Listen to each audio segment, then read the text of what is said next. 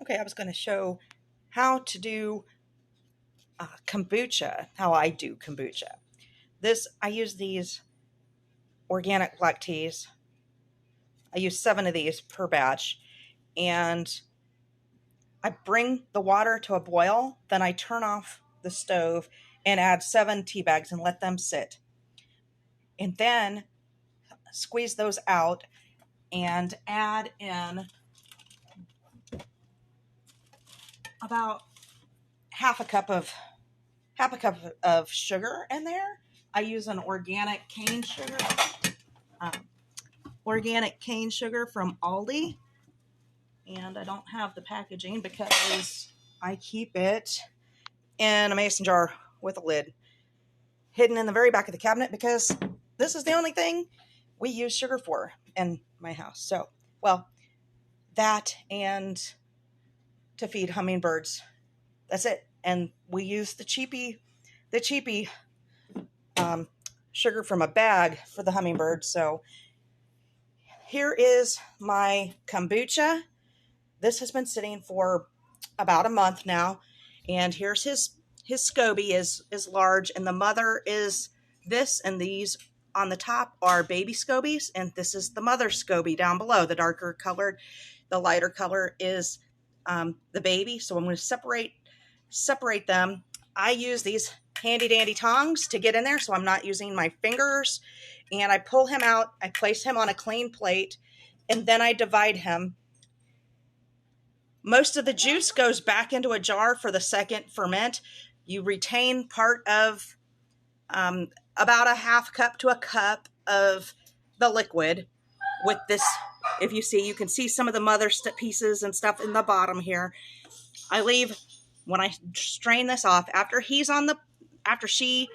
and the baby are on the plate, then I pour off the majority of the liquid to do the second ferment with. I retain probably an inch or so in the bottom of this. It might be a little bit more than a cup, but about an inch of the start for a starter. Then the sugar goes in here. Like I said, a half a cup in here. Then I refill this with, I use reverse osmosis water. You can use distilled or spring water. However, you do not want to use city water that has fluoride or chlorine in it, because the SCOBY does not do well with that. It struggles. It can actually die with those in there. So in that sense, I pull this out, and I'm going to go ahead and show you. So I keep a double layer of these. These are like the industrial size coffee filters. So I pull this off, and I use this great big band to hold it on there so that no gnats or anything like that, if there's any in the house, can get in there. So I pull this guy out. I call it a guy, but it's the SCOBY, symbiotic culture of yeast and bacteria, and yeast. That's what the SCOBY stands for. So if you look, here he is on the plate, or she, and I can start to pull off like layers of them, or you can cut them, whatever works. So there's that.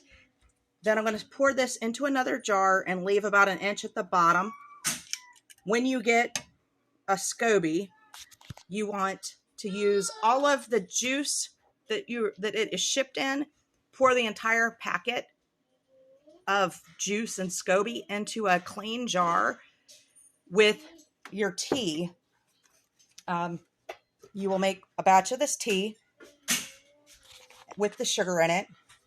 Then, since he's out on the plate, after I discard down to about an inch, I will go ahead and add my reverse osmosis water, or whatever I'm using, either distilled or spring water. Just make sure no fluoride, no chlorine.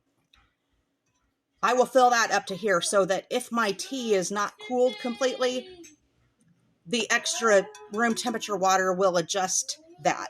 You can also temp that before you put the SCOBY back in. You can temp it, make sure it's under like 94, 95. Make sure it's not over 94 or 95 degrees. Then you could put the SCOBY back in and place this back on, put the rubber band back on, and then it goes up into my cabinet. He has a hiding spot back here in the very back corner. This stuff's in the way, but he sits back here in the corner in the dark, and he sits there for a month until I start this process over. The amount that I pour off of this, I can pour into either another glass jar, or you can use like the pop top lids for brewing. The pop top, they will get a little bit more of a carbonated type effect to them if you use the pop top